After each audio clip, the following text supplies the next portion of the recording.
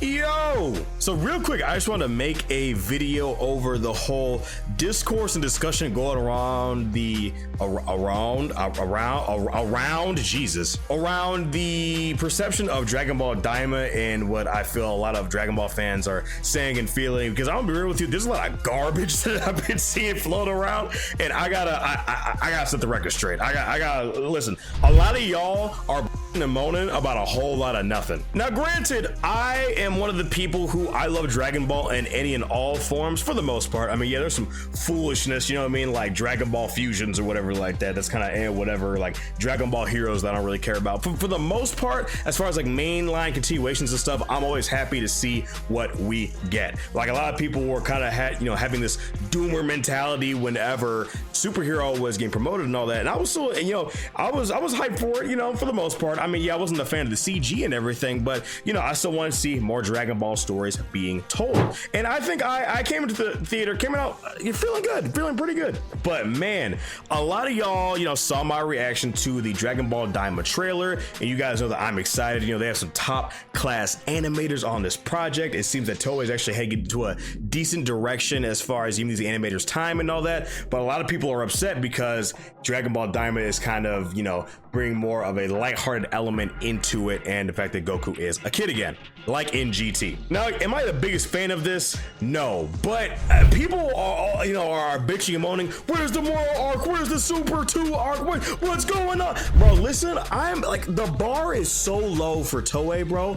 I'll literally take what I can get, and you can call me whatever you want. You can say I'm off that copium, whatever like that. Bro, I know I'm gonna enjoy this. It feels like Toei actually gave a damn. Allegedly, Akira Toriyama is like more heavily involved in this project than he was with Super and GT. So I think good stuff is on the way. You know what I mean? I mean, here's the thing: is a lot of fans, they didn't watch OG Dragon Ball. Like, I never watched OG Dragon Ball, but I read it. You know what I mean? Just how I never watched OG Z, but I read Z. You know what I mean? So when people are like, "Oh my God, Dragon Ball Z used to be men throwing kamehamehas at each other and all about death and sacrifice and like," people don't like, they really don't get it. Like, they couldn't tell you where the Pilaf gang is from, you know what I mean, or how Goku met Chi-Chi and all this kind of stuff. When people start trying to tell you what Dragon Ball is, they remember Dragon Ball on Toonami. They don't remember the fact that Dragon Ball was a gag manga first, before Akira Toriyama really started to show off his prowess as far as like martial arts fights and all that kind of stuff. So when people like start bitching and moaning on my Twitter timeline talking about some, "Oh my God, no one asked for this is a Mickey Mouse Playhouse shit, who cares?" Like, I hate it. Here's the thing, bro. We've also been waiting about 5 years and some change for a new mainline Dragon Ball anime, and it's about time, because if I see another fucking Xenoverse expansion, I'm gonna lose my mind. So thank God we got some additional content, please. As far as how long this is actually gonna go, I have no idea. It could range from, I'm imagining about 16 episodes, maybe 24. I don't know. I can't see them making the same mistake again. They're never gonna do another Dragon Ball anime annual again. They're never doing that. I guarantee you they're not doing that. Like Toei, they have to know, number one, that they have way too many animators on One Piece to be doing that, and number two, they saw the perception, and these people are smart-ish, right? They're smart-ish when it comes to how these things are being shown. Like, the animation standard for the industry right now, it's way past. Look at like Demon Slayer, Castlevania, and all these like Chainsaw Man. Like, they know they're not really gonna try to run the risk of having just subpar animation. And it's funny, I have never been more excited for a Dragon Ball project, because Yamamuro is gone. His character sheets are nowhere to be seen in this project. It's Shintani and Kubota. That's who I care about. Dude, this man Yamamoto has been washed since the mid-90s. Yeah, again, y'all know, if y'all watch that Toei doesn't show Dragon Ball video, you would know that I think that Yamamuro has been washed since 96. I think that he did a good job during the Buu saga. I think that he did a good job during the Fusion Reborn movie,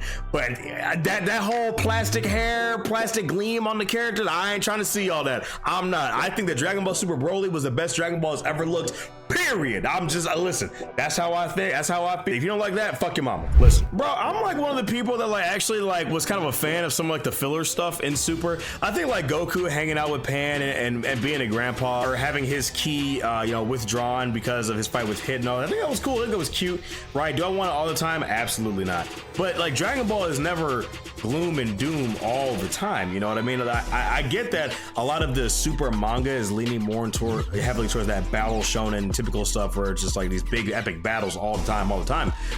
But no, there's still time to sit down and celebrate, man. You know, Toriyama loves doing that kind of stuff with his characters. Like even like the little arc with Gohan and Goku before the Cell games happened, like that. We had some of that filler stuff, you know what I mean? Or even like a Goku and Piccolo getting their driver's license, you know what I mean? Like people want that as a LR in Dokkan, like that. It's cute moments like that I think people really don't understand. That what makes up the core of Dragon Ball is that lighthearted, you know, element. That's why Goku is the way he is. He's Goku. He encapsulates with like, literally like Goku is Dragon Ball. People, it's not like that, you know, the nightmare to you, the light in the dark and all that, like, you know, from his you know Toonami speech or Toonami dub speech on Namek to Frieza. It's not like that at all. It's not like that at all.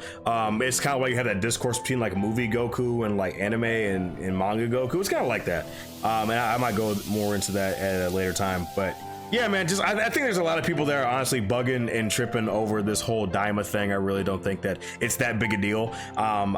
We may get Super 2 at some point, probably after this. Maybe, I don't know. It's probably gonna be another 8 years. I don't know. Listen, I will tell you. I'll tell you one thing. If Toyotaro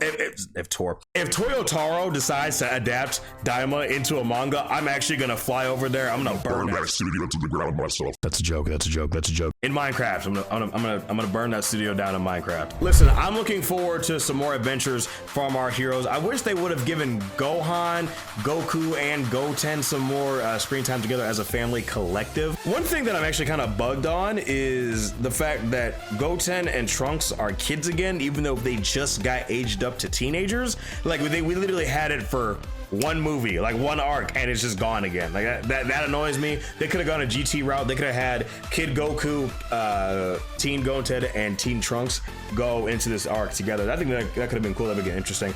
I'm very curious to see where Gohan is gonna be, where Gohan and Pan are gonna be, because they weren't shown in the trailer at all. So I'm a little weirded out. I don't know. If we see Kid Gohan again, I mean, sure, but I mean, we've been seeing them 20 plus years at this point in most media, so I'm not too amped or too excited to see that, but we'll see, man. We will see.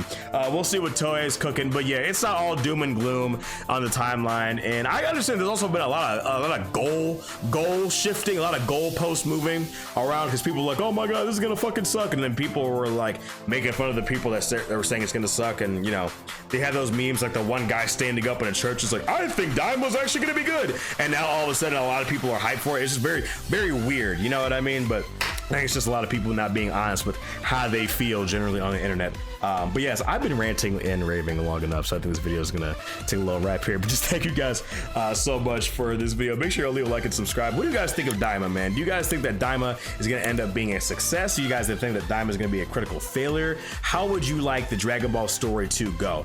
Also, random question, where do you guys want the Dragon Ball Super manga to go after the Black Frieza arc and all that? Do you guys want them to lean more towards the Angels of God stuff? Do you want them to kind of bring it down, have them chill out on the key use and all that? Because the God key thing and all that is starting to get wild and out of whack. So I'd rather them kind of chill out and like just like go back to basic martial arts, but that's just me. But yeah, sorry. It's me, Ball Daima, guys. Thank you guys so much. I will see you in the next video. Y'all make sure to take care and have a good one. Be safe. Peace.